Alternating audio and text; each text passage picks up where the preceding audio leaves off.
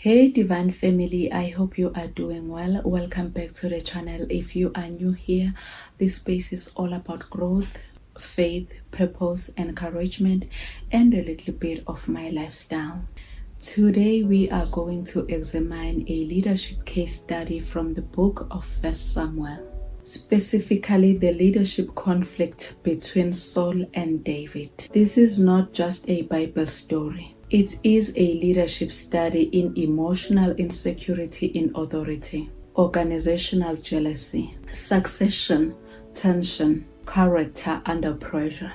Many of us have experienced working under leaders who are insecure, lazy, threatened by competence, emotionally reactive, politically defensive. So the question is not whether this exists.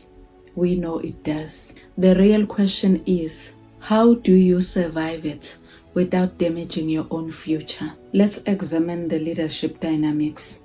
Let's try and understand Saul's leadership decline. Remember that Saul was accepted and appointed by God himself. And later, we found Saul rejected by God as Israel's king. When we read our Bibles, by the time we reach 1 Samuel chapter 18, Saul is already an established king. However, his internal stability is weakening. When David succeeds militarily and gains public praise, Saul interprets it as personal competition. I'm sure you still remember when David defeated Goliath, and the women were there singing about David. Saul did not like it, and Saul did not see it as a plan of God. Instead, it was a personal competition for him. This reveals three leadership failures that we're going to look at right now. The first one is identity-based leadership. You know when you do not know who you are, when you do not know whose you are, and you are a leader. Those you have authority over are in trouble. They will suffer because of your insecurities. Saul's leadership was dependent on comparison. When public praise was about David, his stability collapsed. I'll give you these modern examples. A manager who feels threatened when a junior employee performs well. You are threatened by interns. Imagine. What a shame. A pastor who suppresses gifted individuals in the congregation. With all due respect, men of God, you cannot do the work of God alone. You need people who are going to lift you in prayer. You need people who are going to support the work of God financially. You need people who are going to support the work of God with their skills. And remember this, when someone who is under you shine, you automatically shine as a leader.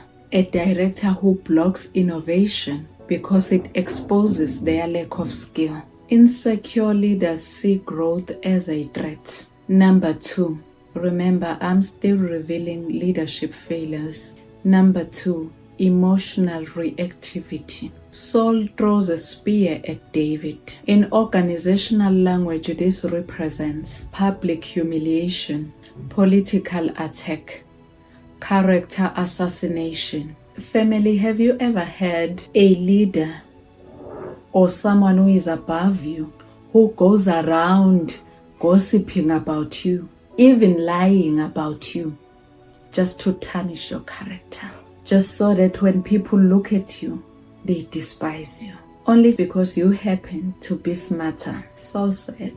Emotional leaders weaponize authority. Number three, defensive control. Instead of mentoring David, Saul tries to eliminate him.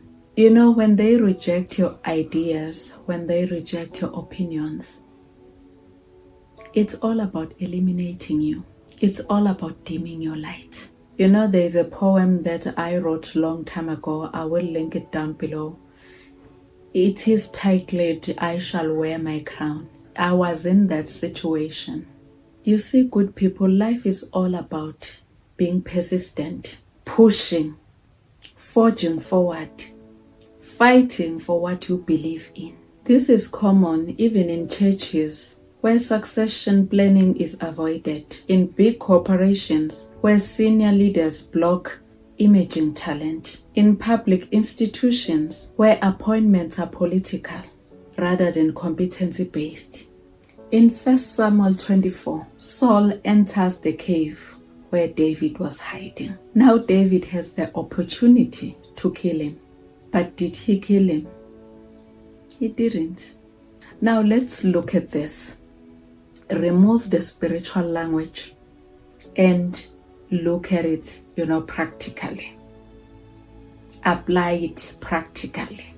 David had evidence of wrongdoing, strategic advantage, loyal supporters. Because David's men were like, no, let's end his life. Let's kill him. But David stopped them. In modern settings, this translates to you and I having emails to expose incompetence. You may have information that could damage someone's reputation. You may have political support to remove someone from their office, even the ability to mobilize opposition. But here's the principle I want to give you today. Access does not equal assignment. Just because you can remove someone does not mean you are authorized to. David exercises restraint. This is executive maturity we all should adopt. It reminds me of a scripture. I think it's in Corinthians. I cannot remember where, but I will try to put up the scriptures up here on the screen. It says everything is permissible, but not everything is beneficial. So you choose your battles. Not everything is worth you fighting for. Not everything deserves your attention.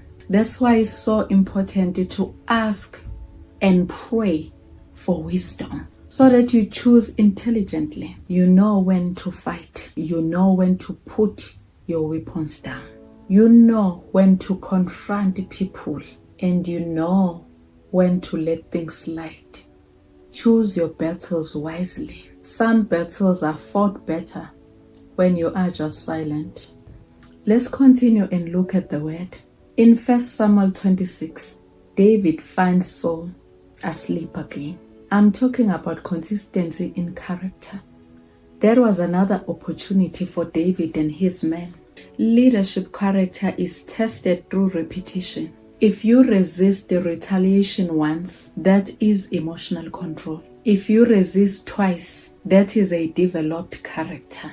Many professionals fail here. They begin disciplined, but prolonged exposure to immature leadership creates bitterness.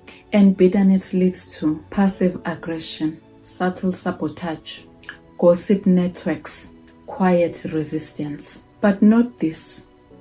David did not allow prolonged mistreatment to alter his values. In church settings, insecure leadership may look like suppressing gifted members, blocking those who demonstrate growth, confusing loyalty with silence, avoiding accountability structures. If you are developing professionally, punctuality, structure, excellence, but your environment resists discipline, you must assess, is this a growth environment or a maintenance environment? However, even if you decide to live respectfully. Do not lead division. Do not damage anyone's reputation. Protect your testimony. David never led a rebellion.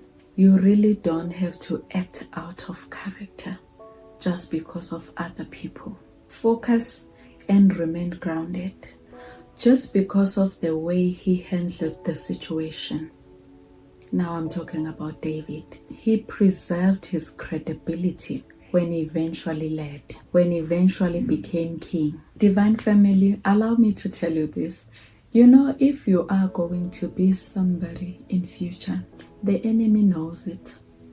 And it goes ahead of you and push a certain narrative about you. Tarnish your reputation.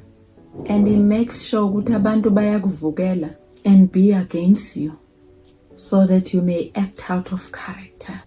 But refuse, child of God. Refuse. Refuse. Stay in prayer, stay in God, and He will direct you accordingly.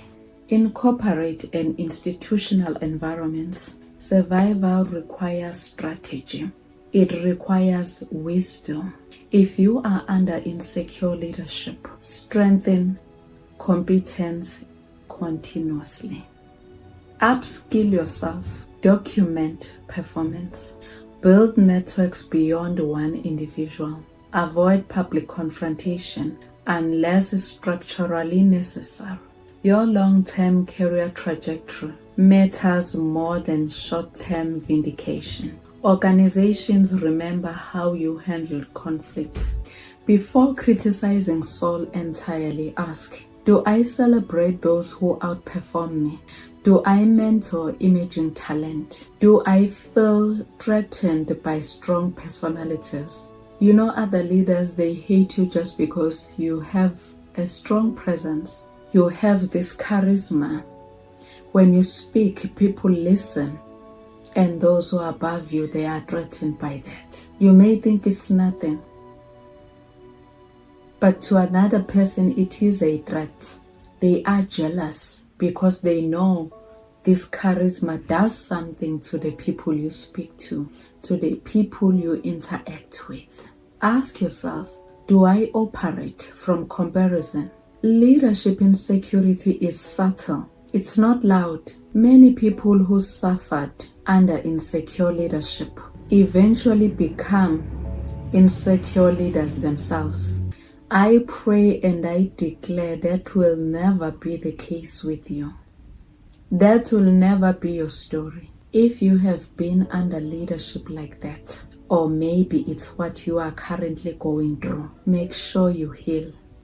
Because if you do not heal, that's when you are going to replicate. That's when you are going to be an insecure leader yourself. I'm closing.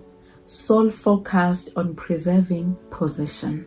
David focused on preserving character. Saul reacted to threat. David prepared for responsibility. Eventually, Saul's leadership collapsed under instability. David inherited leadership with credibility intact. Here's the final takeaway. If you are under immature, jealous, or unskilled leadership, do not let insecurity define your behavior. Do not confuse opportunity with assignment. Do not sacrifice long-term credibility for short-term revenge. Leadership is not proven by how you act when you are in control. It is proven by how you act when you are constrained. That is the David principle. If this helped, like, comment, subscribe, and share. Until next time, family, stay blessed. Have you ever felt broken yet longed to feel whole? In Fractured Yet Whole, Embracing Strength Through Faith, journey through the raw beauty of imperfection, resilience, and divine restoration. This powerful book invites you to embrace your scars, not as flaws, but as sacred marks of growth. Through poetic reflection and heartfelt storytelling, discover how faith transforms brokenness into strength and pain into purpose. Whether you are navigating storms or standing in stillness, this book reminds you you are beautifully broken yet divinely restored. It's not perfection that makes us impactful. It's the courage to shine through the cracks. Fractured Yet Whole is available now, exclusively as an ebook. The link is in the description below, and if you are not sure, feel free to contact me directly.